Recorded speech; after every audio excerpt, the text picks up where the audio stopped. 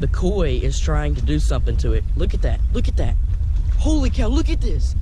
This is crazy. So we're gonna cut this pool noodle into just like different sections, and that's gonna be our different noodles. We have all of our noodles chopped up now, so I just made 3 out of that one and then 2 out of this one. Obviously these are a lot bigger just because the pool noodle was much thicker, but it doesn't make a difference. So next step, we're gonna run our line through. I'm gonna show you guys just how to do that. Now that we have the line all through there, all you're gonna do is just go in and make a hole, like with a knife or some scissors or something. Make a hole in right there, and then make one on the other side. Make it on the end. You don't want to make it in the middle. You want to make it in the end, so when a catfish gets on there, what the noodle's going to do in the water is just going to stand up, and then you'll be able to grab it from the top, and that way it's just a lot easier.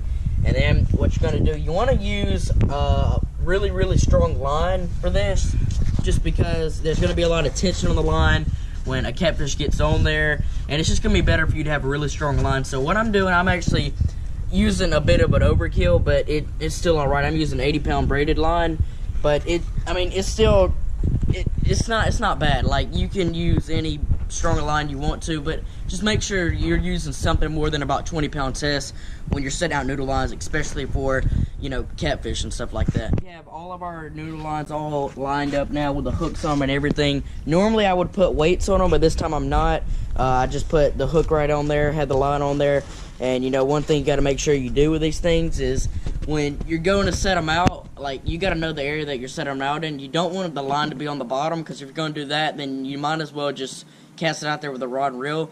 The idea of this is to keep it up off the bottom, but still keep it down pretty far close to the bottom, only about a foot or two off from the bottom. So you have to know what the depth is that you're setting them out at, and then, well, that's how long you make your line. Anyways, about the weights, like, basically the only time you want to put weights in there if you're like set them out in like lakes or rivers or something like that. But like in a pond, like my pond, like there's not gonna be any current in there. There's no wind really at night, so we're just gonna set them out there and let them kind of free line down there up off the bottom. So we have all of the noodle lines set out now. I wasn't able to get it shown to you guys just because we were in a hurry to set them out just before it got dark.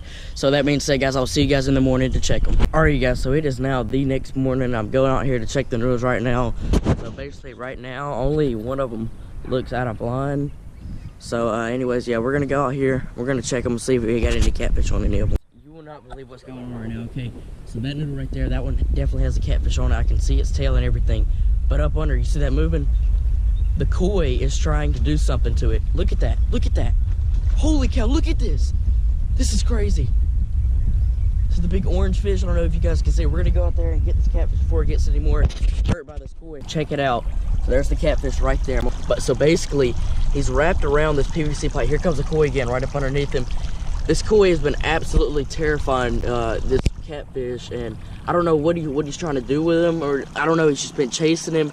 You guys just saw it. Some of it, I think, hopefully. And there he is, right there. There's the koi. Big orange fish up under him.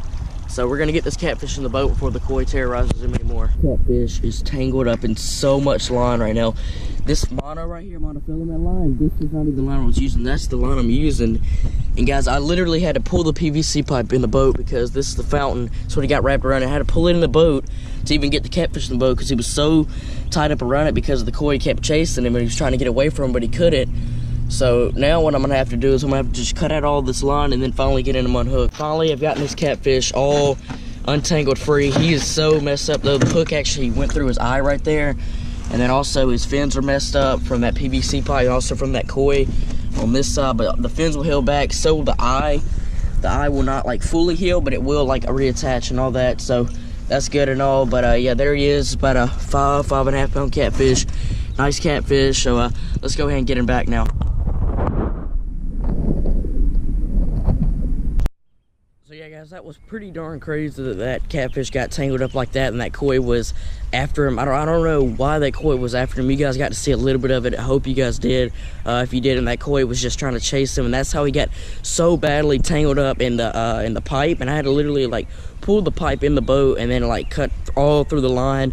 And it was crazy. Even the rope on the line too is crazy. And that has been how to catch catfish with pool noodles. As you guys can see, it does work. It's very easy. All you need is pool noodles. You cut them in, you know, certain types of lengths and all that. And then you need pretty strong line, at least 20-pound line.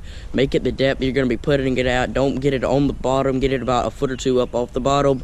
And yeah, you want to choose a good bait source. I was using cut bluegill.